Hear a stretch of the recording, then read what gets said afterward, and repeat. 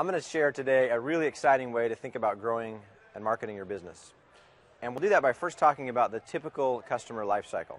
So we all spend time and energy and money generating interest in our company. We might do that online or through word of mouth or through some type of offline advertising.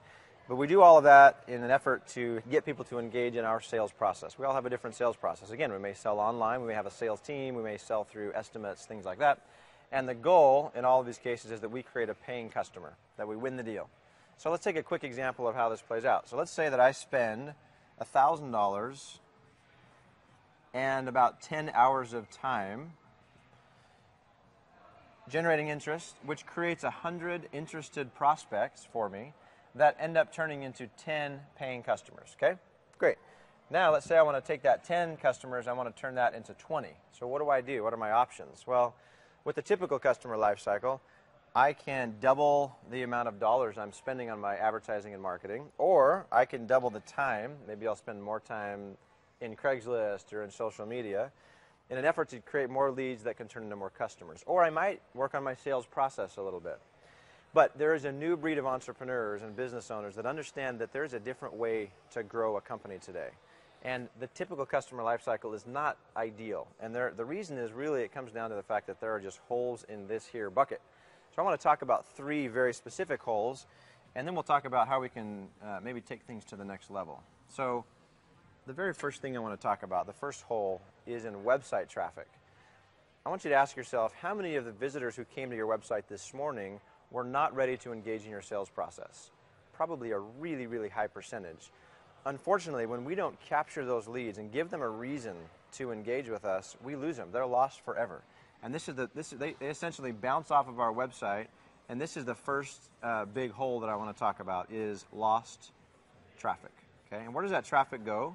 Well, it essentially goes into the big internet rubbish bin, and it's gone forever. So lost traffic. Never to come back again. So now let's say for those that are interested enough to engage in our sales process, though, what happens with them? Well, we all know that in our marketing, we generate a certain number of hot leads, right? That's where we kind of get our livelihood from, is by converting those hot leads. But there's a whole bunch of other leads that may not be hot and ready to buy today, and unfortunately, they get labeled as bad leads. Well, they're not all bad leads. Some of them are. Some of them we don't really care that they ever come back. But many of them just may not be ready to buy today. And so it's unfortunate that happens. Did you know that statistically speaking, it takes 7 contacts with a company before a consumer feels comfortable enough to do business with us? Now, here's the problem. We stop following up typically right here. So we get them part of the way going, and then we stop. And we don't finish the nurturing that's needed for these leads because we're labeling them as bad and kind of throwing them out. I once talked to a business owner that was in the mortgage business, and he went to the trash can and found literally 350 leads that were fully qualified.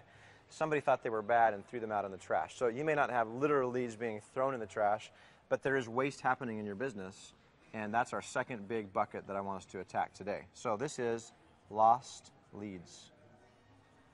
Just hemorrhaging out of so many businesses, it's discouraging. Okay, now let's talk about another very common thing that happens. We close the sale, and unfortunately, this feels like we've reached the finish line.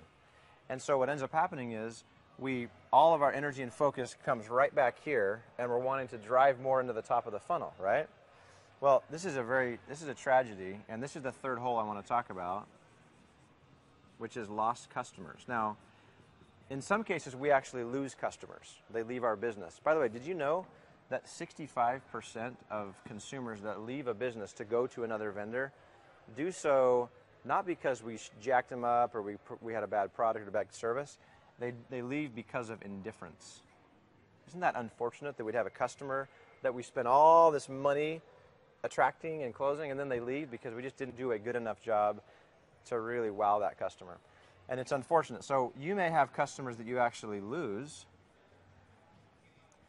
but even if you're not losing customers because of these things, you're also not, we're not good enough at upselling customers. We're losing our upsells, and we're not good enough at getting referrals.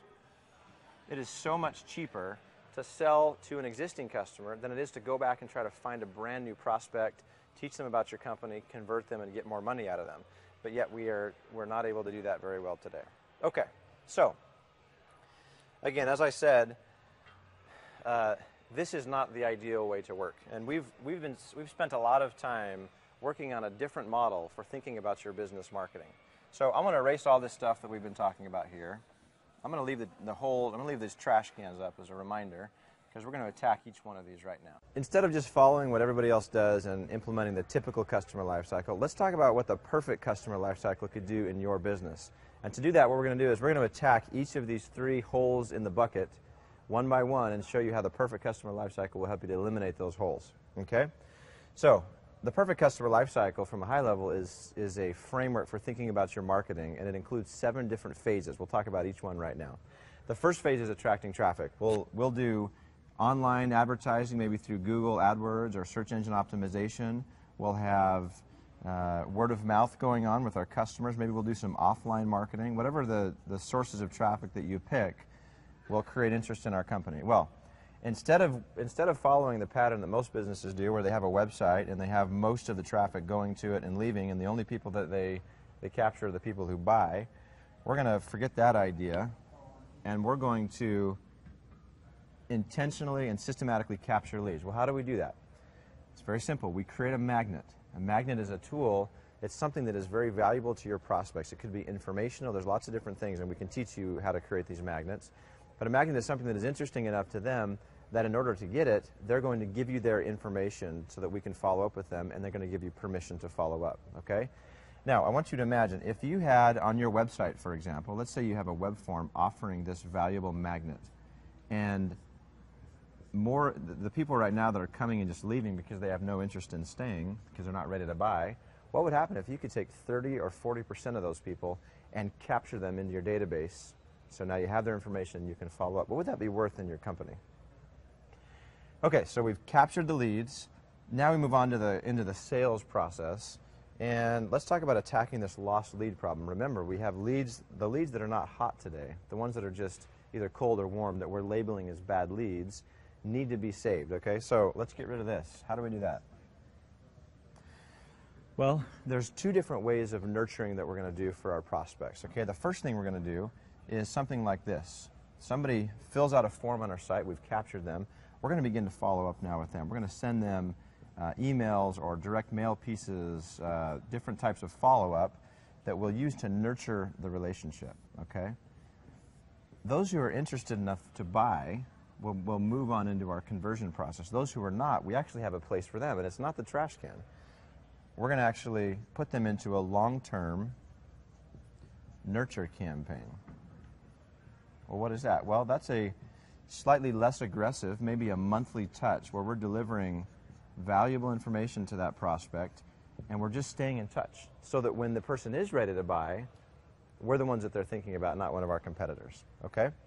So there's short-term nurturing and education that we'll do that'll take us from our contacts of 1 or 2 contacts through to the 7 that we need. There's also a recognition that we have long-term follow-up that might need to take place. Okay, now we've got a hot prospect that's ready to be closed. We'll put them into our sales process. Now again, you might have in your business, you might have a shopping cart because maybe you're selling online, and that's the way that you're gonna send people to actually purchase online, and your website does the selling for you. Or you might actually have a sales team, and you have sales reps that you're going to align these leads out to. Whatever the case, you have your system of selling that will convert the person into a paying customer. Okay, now let's talk about post-sale. This is the challenging part because it's so easy for the finish line to be right here. We've closed the sale, and then we rush back here to the front of the funnel, and we start doing all the hard work to get a new customer in. Well, it is tremendously less expensive for us to use our existing customers to get upsells, to get referrals, repeat sales, than it is to go back to the beginning. So let's talk about how we can eliminate this customer waste.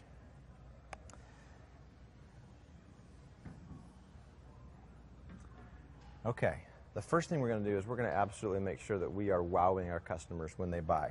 So in addition to you delivering your service and having a satisfactory experience, we are going to wow our customers by putting in place a very simple, it can be very simple to start, wowing customer welcome campaign. This is a campaign that new customers will receive that gives them helpful information, follows up on the service you provided, and just in general, we love on them a little bit. And it is amazing how easy it is right now in today's world to do small things that will have a great benefit, because most people don't get loved on by the vendors that they buy from. Okay, and then the next two things is we're going to have intentional programs in place to make sure that we're upselling customers that have already purchased one time, and we're going to take that one-time purchase and maybe get them to buy more frequently. We may get them to buy higher-end items. We may cross-sell additional items, but we're going to find different ways to turn that one-time customer into a repeat, and we'll have specific offers. We'll offer one thing, and if somebody bought product A, and somebody else bought product B, we might be offering them different upsell offerings that relate to what they bought initially. And then finally, we're going to be intentional about getting referrals. We're going to ask our customers for referrals. And one of the ways to do that is, for example, in this email, we might ask the customer whether we did a good job. Did we serve you well? And if we did, that might be a great time to trigger a referral request. And you just ask the person for the referral. So again, as you look at this and you compare this with a typical customer lifecycle, the perfect customer lifecycle is the way of the future. The new breed of entrepreneurs that understand marketing automation and they understand the new way to market get that this is the way to go, not to follow the masses and what everybody else is doing.